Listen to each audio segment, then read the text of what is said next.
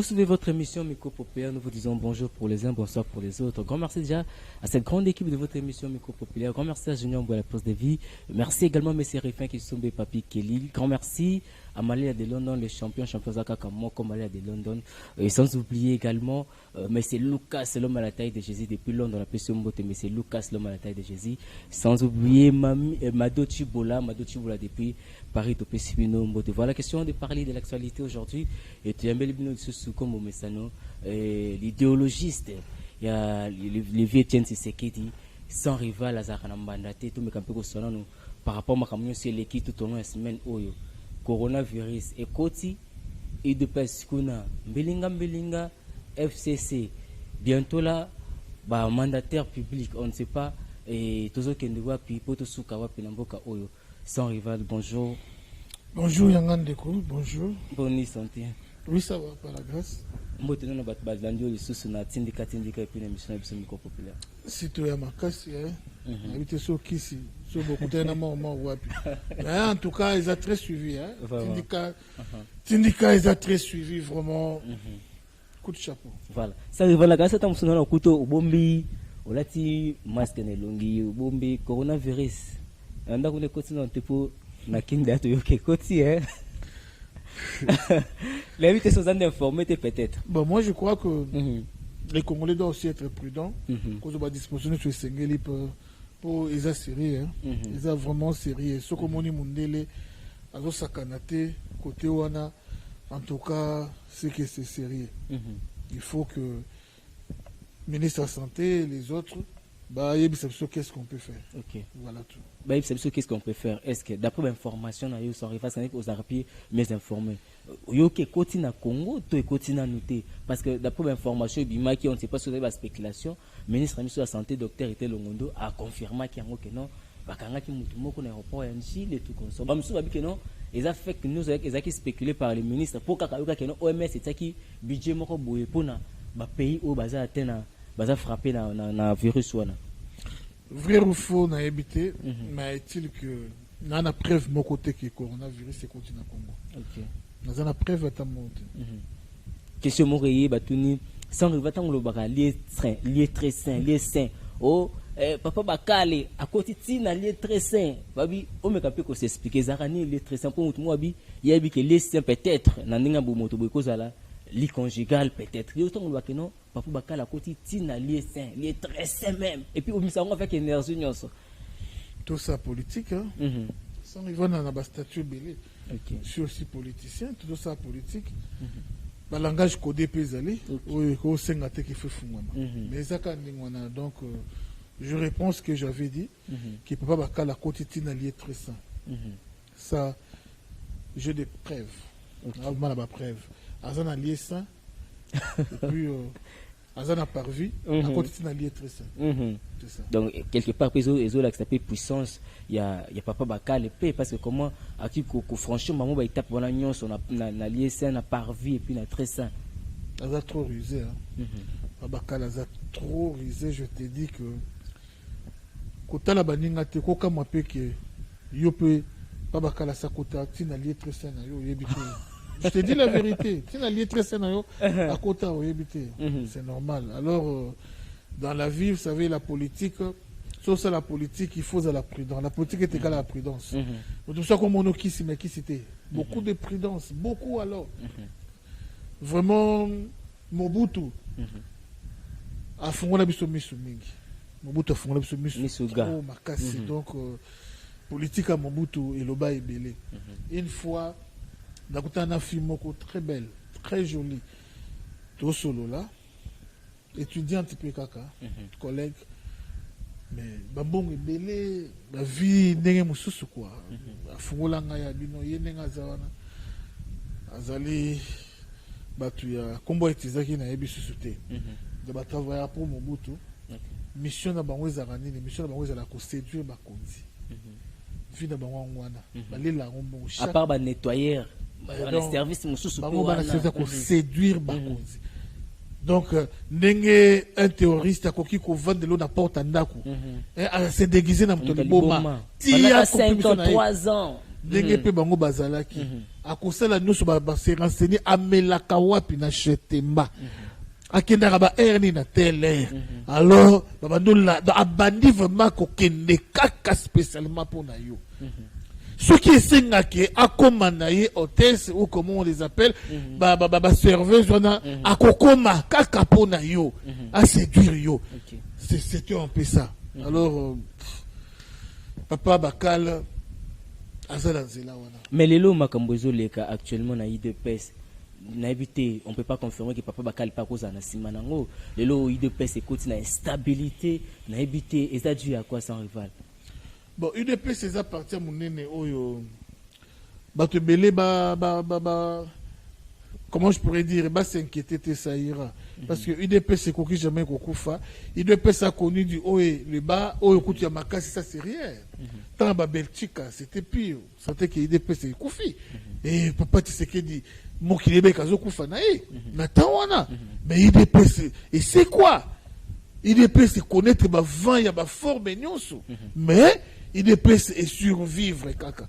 Alors les lots oyo IDP na pouvoir et kufa pouvoir. Mais surtout makambo na zolo bisabato mingi c'est un rival. Comment IDP ça na pouvoir mais azo koka ko vandi sa makambo non il y a parti na yemo côté. Oh na pe exemple mon kaka peut perdre temps azaki na pouvoir awa. Makambo ça qui bien banda ndé ko attaquer peut perdre. Mais les lots tout le monde IDP bazo s'attaquer bango na bango. Et le mot bato ba comprendre té l'UDPS est l'unique parti unique aussi à son genre. Moi, ma parti politique nyonso, banda Congo ezala Congo. Et kokali na UDPS na idéologie na makambo na bango. Comment je pourrais dire? Au moni INC. INC c'est Vital Kamerhe ou rien. Quand il dit tout le monde obéit. Ndenge moko na ba palou, ndenge moko na ba parti no soyebi. MLC c'est même qui décide. Na kati ya plusieurs za ko nommer, za ko révoquer, donc c'est même ou rien. Il se représente même place soyebi qui a invalidé, mais c'est représenté Yemoko. Congrès à la raté, ma parti mswana. Mais ce n'est pas le cas dans l'UDPS. Pyramide renversée. Donc la UDPS c'est la base. Problème de ce qu'on va comprendre raté, yango wana. Na PPRD, Kabila atteint à 3h du matin, décision soit kozwa, tout le monde obéit.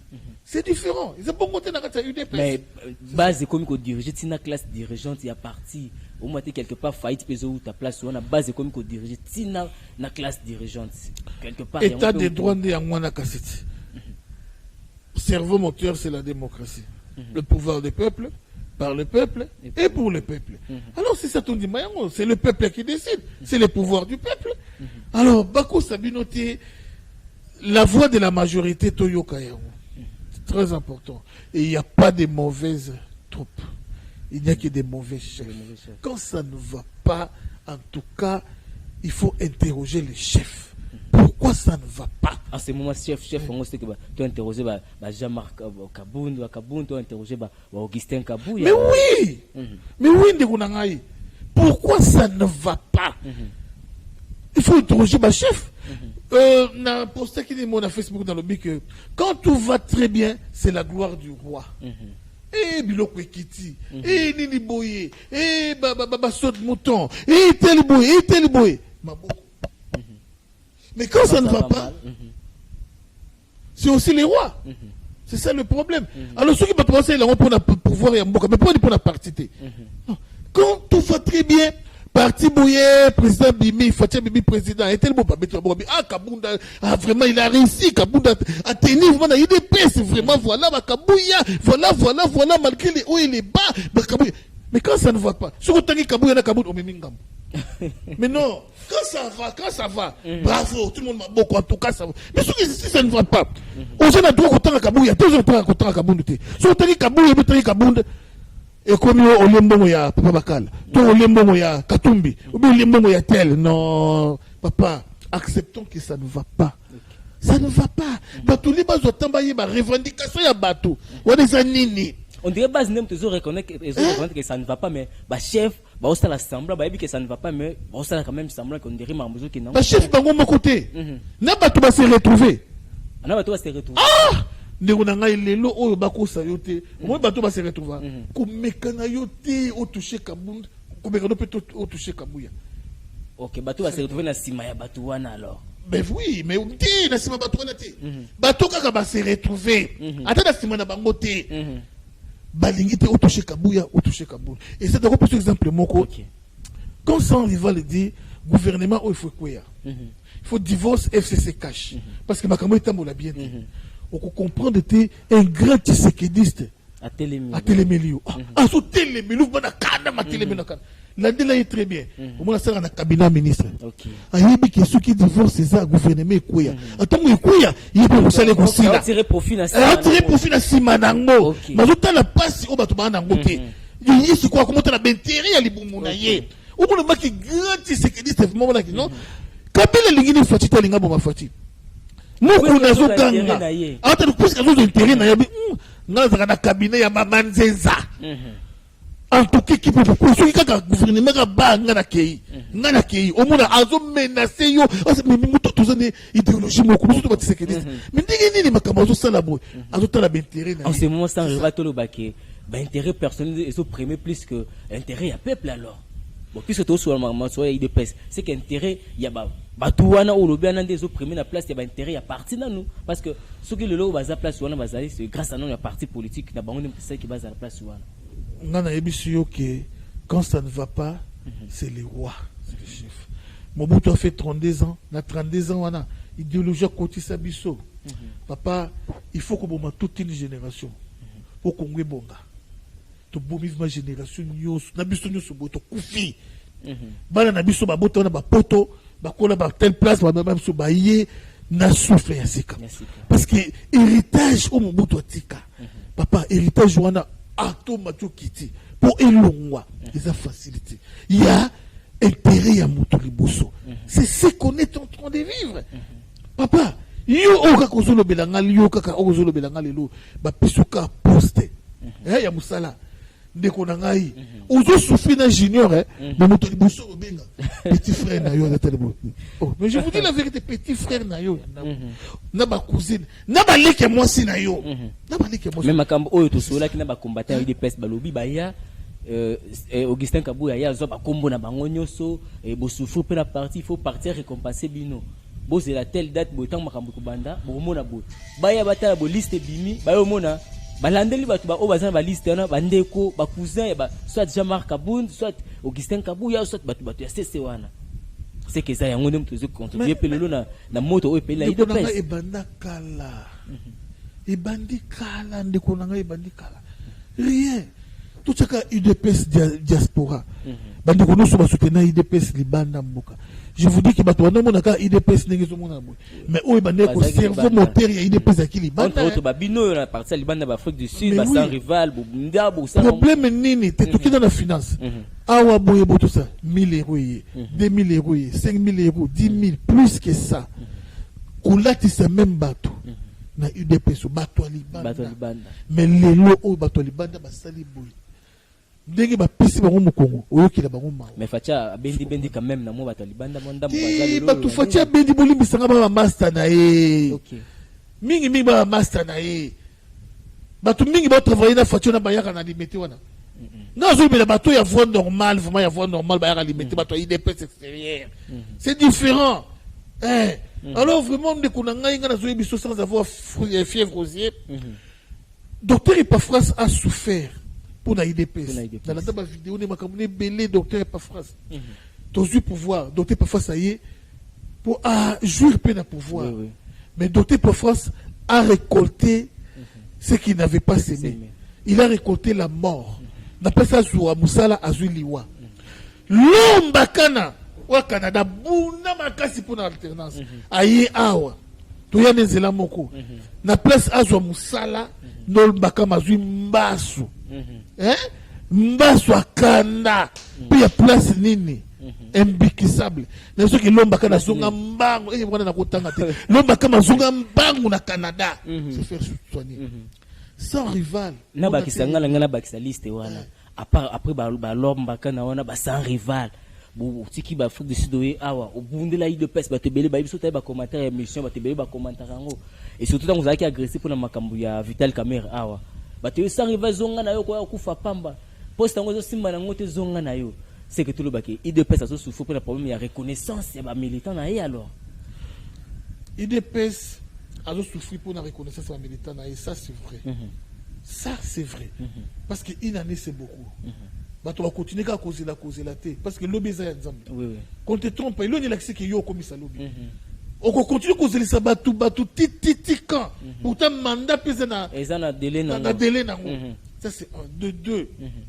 Ce qui nous cause les blocages, c'est l'alliance des coalitions. OK. Yango wana nde mutu echi fati ya batu. Les soucis majeurs ya makambo nyonso. Abutema malamu mais azana kati ya prison. Il faut te libérer Fati. Fati est en prison. Fati bakangi basinga. Na coalition na alliance na cash. Ako respirer ndenge. Est-ce que ça est conscient na prison wana d'après problème de Fati ça kana ngonde makasi alingaka honorer engagement ni makasi. Même quand ça va mal au kendika ko c'est là où le bas blesse. C'est le problème. Tala kana bato bakomi kusakana na yo, ko manquer yo.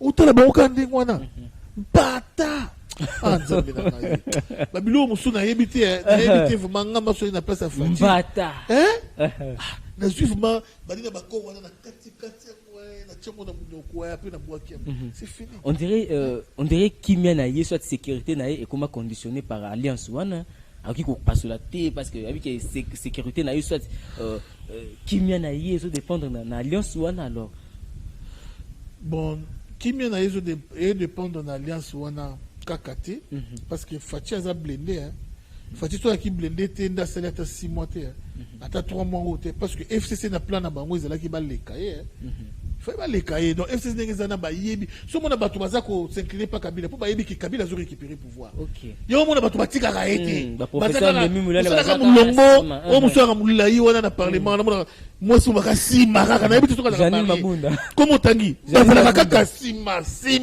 parce que ba yebi qui Kabila a récupéré pouvoir kalati Bazeli 3 mois à récupérer. Bazeli 6 mois à récupérer. Une année, Bandima qui faut faire ça une année. Aza blindé. Pour ton information, Fati a blindé la spiritualité, au cocaïté, a blindé na kibomoto boye, a blindé. Un monsieur qui a un gym sportif, ce qu'on s'est l'erreur qu'on soit payé à yo. Tout le monde a déjà marqué ça m'a pas autant balancé bah image moi ya Kabila appelé au sala sport. Bah faut que mon autant on dit tout le monde m'a fati. Aza blendé na nyonso. Donc on mécanoté et puis bah to makasi ba simanae. États-Unis tel ba simanae blague au coin. Mais problème au biso tous na ngwezane. Intérêt ya fati. Intérêt, il y a UDPS. Intérêt, il y a peuple. Et Kokisama. Intérêt, il y a Fati. Intérêt, peuple, intérêt, il y a UDPS. Et Zali, Aoumela. Pe Makamouno, ce qui est malam. C'est ça le problème. Alors, si Koyo, Makamou qui est dans malam ou bien signe de comment nous avons ceux qui depuis l'objet au liakiti. Ventre affamé n'a point d'oreille. Déplace ma toiseau koufayango wana. Oh, vous appréciez, n'a pas besoin de conseiller, mais là, ça veut dire que vous avez la patience. Tant que vous avez bien en c'est que ça veut dire la patience. On lit, on dit. Ça veut dire la patience. J'ai été agressé. Et c'est dans la assistance. J'ai été agressé dans la assistance. Et puis la vidéo peut tambola ba mona même le magasin ba témoignant que c'est arrivé à agressé. Je vous dis que il n'y a pas que ça. Il n'y a pas que ça. Mais à ce point-là, n'indemnité que soit ni Vital Kamerhe ni coalition FCC muté pays ça tam sous UDPS soit président Fatia Talakana yo sans rival. N'indemité je ne pense pas à ce point-là que non cause à la président Fati Aloba. Oh, mais Aya. Je devais les recevoir. Mais il est où? Qu'il vienne. Je suis allé 5 fois. Papa Bakal na émotion qui a continué dans l'ISN. Et je vous dis sincèrement que Papa Bakal a mina terrain dans ma façon de ce qui assure la coopération parce que il y a un côté là j'étais et Papa Bakal côté là soit besoin là oh en plus ça donc cabinet il y a chef de l'État miné par son Durkab bien sûr Vital Kamerhe. A miné terrain à niveau. Ce qui na boété, aoya na boé. Ce qui na boé à kokiote, aoya na boé. Ce qui na boé à kokiote, aoya na boé. Hein? La spiritualité a dominé l'espoir très fort, la spiritualité, kota. Très fort. À l'équipe de Mobutu. La spiritualité. Sur la spiritualité azioté. Sur la spiritualité azioté. Ah! Carte n'a ce que ça n'est. Sans à moi si. Makango. Ah, makango partout. Ça arrive. Ah, makango partout. On a joué Bissayo. Donc, bah finir sur ça na cabinet chef de l'État, ça nous a marié. T'es dans le bibongoté. Pardon, beaucoup de respect. D'abord, on a basé ça na cabinet chef de l'État. Je n'ai pas dit ça. On a rectificatif voilà. Mais sinon, au lobby qui côté wana papa bakal azama kasi. Tout le bana corruption là parce que autour au lobby qui peut que non na mbongo pe bo akoya. Parce que ça pour oyo ba te belé ba na no wana. Ce kaka on dit mieux à la mutunaye, un peu sur avantage. Ba mission de service yo. Mais où ça la présidence? On a aucun mois rien. Mais puisque vous avez tout d'abord belle conseiller belle gatanga combo. Tout d'abord conseiller belle. Conseiller belle alinga bala ou bala ou bala. Pose un bon pas calmer, il a fait ça. Pose un bon kaka problème. Mutu na bato nous sur ça na ceinture on n'a pas bakal sokoza mutu na yete je vous dis au vivre bakal aux la présidence mumu na mbongote mumu na mbongote mais aux la présidence sans rival puisque souci na yo posa na yo ezala kokutana chef de l'état Fatou oh na kutana président madame Balebele oui puisque aux makambe belé oh il faut fungola mais papa bakal ndo lobi Vital Kamerhe atsaka o bakal mais pourquoi pas qu'on dit soit pour le président paix à son âme papa tient inscrit avec soit pesi mbongo lia ezambongo ya mboka pourquoi pas on dimi offre na ye et faciliter yo kaka passage wana kaka ne fiske ya okutana ko sticker o ezaka bongo ba te belé ba bakate que papa tient inscrit dans la démocrate makasi mais papa tient inscrit n'est pas une lettre de l'évangile. Qu'est-ce que je veux dire par là? Ce n'est pas tout ce qu'il a dit des accords bien. C'est pas tout ce qu'il a fait des accords bien. Il est modèle pour moi. Il est modèle pour le Congo. En tout cas, beaucoup de gens, Lumumba. Lumumba, vraiment, c'est un monument. Non seulement pour la Congo, mais pour l'Afrique, mais pour le monde. Mais si on ne dit pas que tout ce que Lumumba faisait, c'est la bien. Tout ce qu'il disait, c'est la bien. Papa était ce qu'il a une spiritualité, ou c'est la guinango. Il y a Makasi, na kibonzambe na ye, ayebi, que akolia na ye. Il n'y aura pas d'effet. Mais le mec qui donne, c'est celle qui dirige. Spirituellement, il te domine. C'est ça le problème. Voilà. Voilà sans rival, parce que tu as déjà dans Rochité. Rencontre, il y a Joseph Kabila na Fatou autour de la jeudi à Ponayo. Est-ce que c'est vrai qu'il peut avoir un retour positif pour soit coalition, soit pour la situation et pays d'Engezo Kende, sinon sans rival. Bon, normalement, ce que veut le peuple congolais, ils allaient divorce entre le président Fatina et Kabila. Ba rencontre wana nous na ba photo na ba ils ont renforcé sur le mariage wana. Ils ont coupé sa carte ça bien été.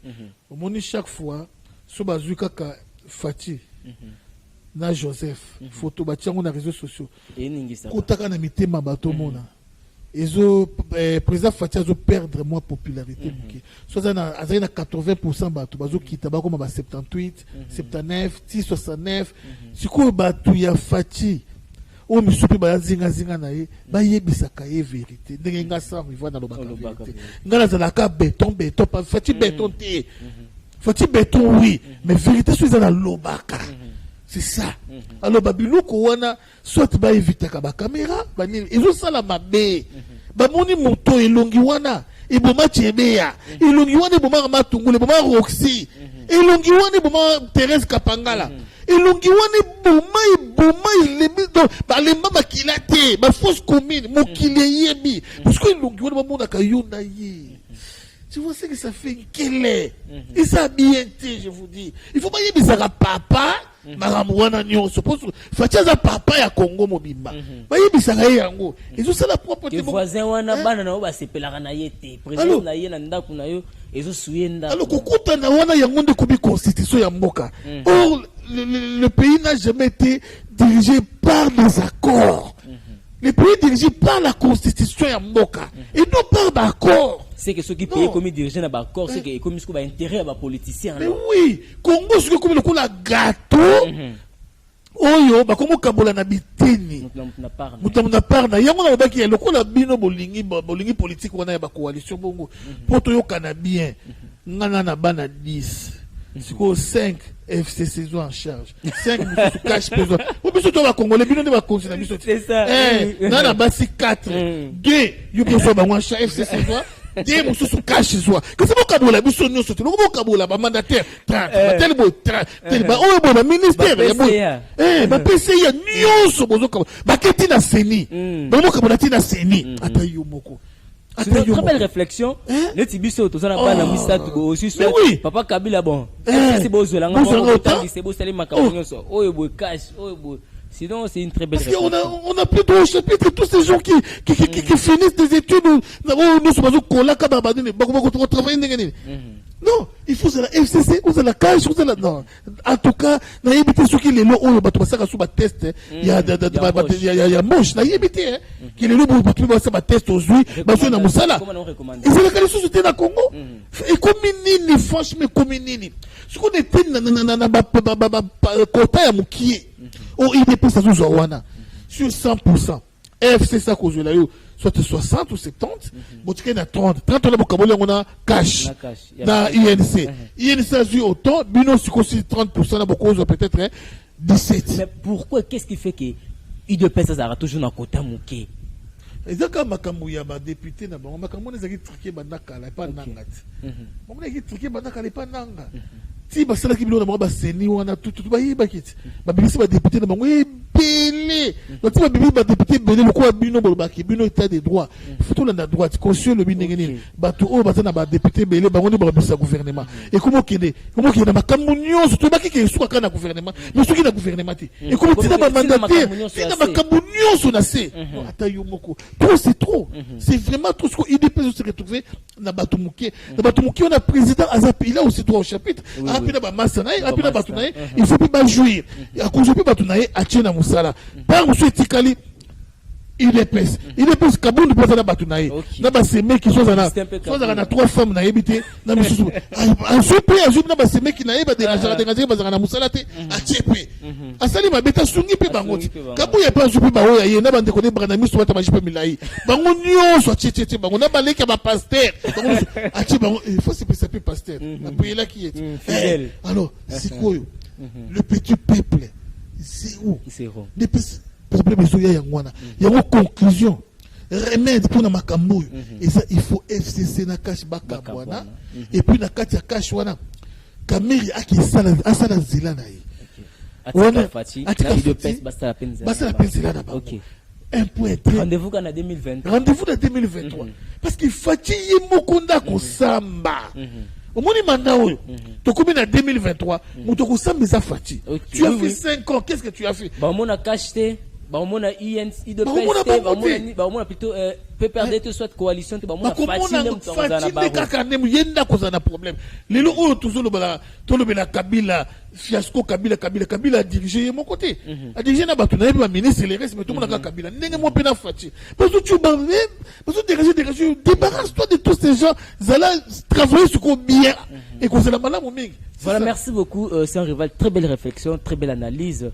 Et lobby en 2023, ah bah Fati, on a Yemoko, à la barre, à Oleka Yemoko, à rendre compte par rapport à Makamouni sur l'équipe, peuple congolais à obtenir rigueur, non, qui ne pose la coalition, non. Par autant, la Yondo Zaki, président, ça rival, sinon, ton commun, en tout cas, merci beaucoup pour la disponibilité. Et question, Moro Yasuke, et puis, on peut s'appeler point de vue, nayo, par rapport à Makamouni sur l'équipe. D'après, on n'a pas tant de choses de Oyo, gouvernement Oyo, sur 10, il faudrait compter sur 10. Sans rival, la copie, ça va combien.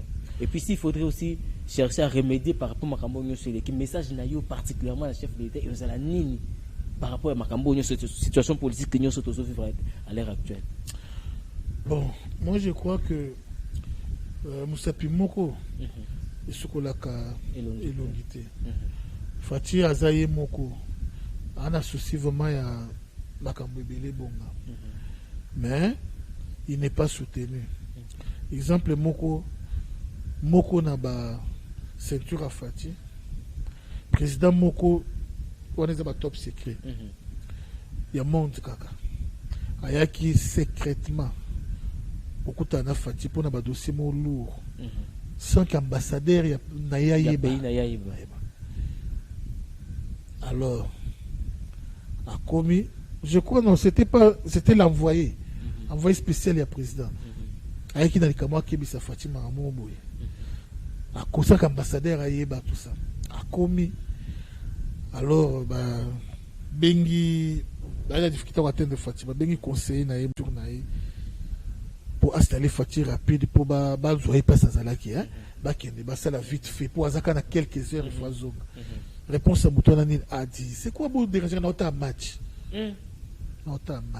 s'il vous plaît dans la non c'était une urgence mais pire Fatima à répondre à Zota la match. C'est important, comprenez vous-même que Fatia Zaye Moko fardeau ou yazanango en tout cas batualingo la tangote va soutenir yeti et puis Fati s'il faut remercier Bato au baïda ou na campagne Bato baïda yo na bomwana na yo Bato baïda yo na kimokolo na yo remercier Bato c'est le domaine na bango exemple celui-ci c'est un businessman hein na ko remercier na business à salaka na pouyer soit na lukini mumu da ko sala et non un businessman muto ba diamant na ti ministre comprenez vous-même un frappeur hein na pas cabinet un frappeur vous comprenez moi babilo kuno so wana et dérangement makasi muto ba sala ba shekula ou possier ministère mais qu'est-ce qu'il va faire kaka makamwana ndango yanango c'est ça yango to vivre pour na réfléchir ndenge moke ko bonga exact tango bazoka pouvoir partout au monde lokwa liboso za la kanini ezalaka pour créer des stratégies où koki ko vendre sabino le plus longtemps possible na pouvoir comment ko asseoir ba racine na yo mais est-ce que une année oyo bikamwa de salami elote oyo koko asseoir ma Fati hein le plus longtemps possible Fati yimo comme il était diplomate yabandakala mais a réussi la diplomatie mais sur le terrain na mboka awa ba pilier nini yango ngai na sala ke mission dans le but je commence par la famille présidentielle famille ya Fati qui sont les gens oyo ba région de Fati na politique ou va soutenir yenenge Jeannette ou azalaka na yeso ki boyi na Tanzanie soki nani boyi Kabila alanda nani de connaître Joseph pour soutenir yé lelo oyo zo soutenir Joseph la façon de mosusu ce qui yende lelo place à bien au nani Kabila qui me les dans ne pas Zoé parce qu'il y a sa gouverner alors famille pays à Fati qui sont ces gens qui se sont levés lelo qui constitué comme appui non mokili bisina ngoko loba o soki o boy asali boy bato ko loba chete Mobutu tchaka mwana na yene ministre affaires étrangères Mobutu tchaka mwana ministre affaires étrangères o nani musée atchaka fo mwana na ye soki chef d'état-major soki nani Joseph Kabila mwana na adoptif de Joseph Kabila na mega la confirmer le trône mais c'est qu'on Fati il a beaucoup de frères il a beaucoup de cousins mais qui on les lois à côté les m'a vraiment que non à bout de la Fati sur le plan politique azati alors vraiment voilà tout ce que moi je pourrais dire vraiment Fati azana crise monene ya batu ya bien on va ko soutenir batu nyusu ba travailler na ye ba travailler pour na mabumu na bango pour na betirer na bango c'est ça le problème biso auto lingi Fati oyo ezana tongo tokowa pour na Fati na miti na poko tokowa pour na Fati ba biso bakal mais bato oyo bazo travailler pour intérêt na bango ba lingi Fati ya mbebo ba ndi bazana ba nini ba avantage ba na ba faveur ndiko on dit quand nous monde longi na ngabo so ka bimi na internet botote on a tisekediste muto linga Fati longola ye tiano longi ya Fabien suki nani wana c'est ça le problème donc ba biso o ke au régime kwei na nenga mabe ba tout ba récupérer nous on lie bisoti On dit biso. Mais bateau na biso sur monde ma proche Fati Moussous. En à l'aise. Attends je me crois en à l'aise. Mais ba biso bo to tali ke longi moti c'est que dit ba miniere oyo. Et c'est le problème c'est. Les années entre autres ba vital caméra ta Fatia ko ina ele lo aux à l'aise. Aux à l'aise on travaille là. Mais ba biso ba vrai c'est que dit. Mais à l'écart. Ok. Voilà, merci beaucoup. Contact à Sans Rival pour tout Kabouana Sans Rival. Plus 243, 85, 5 encore, 771, 771. Voilà. Contact. Merci, comprenez que c'était la Sans Rival. Moutou Soazana Mbandate, Abanga Rane Kolobate, pour Abikeno, Arana Mbandate, c'était la Sans Rival pour votre plaisir. Grand merci déjà. Na Bilot Bolanda qui biso à travers l'émission au micro populaire. Junior Mbouazaka pour la prise de vie. Mike Azak na régie finale. Merci na Messie Rifin qui sont Besson Papi Kelly. Grand merci, Monsieur Lucas, c'est l'homme à la taille de Jésus, à Londres, les représentants valables, Monsieur Rifin, qui sont, en tout cas, merci beaucoup pour la masolo. Nous avons besoin de la bande qu'on a besoin de nous pour vraiment, ce qui possibilité d'aller bayanano. Bayana auto son média Medina Siko, abi coronavirus, ba shop bakangi, ba supermarché bakangi.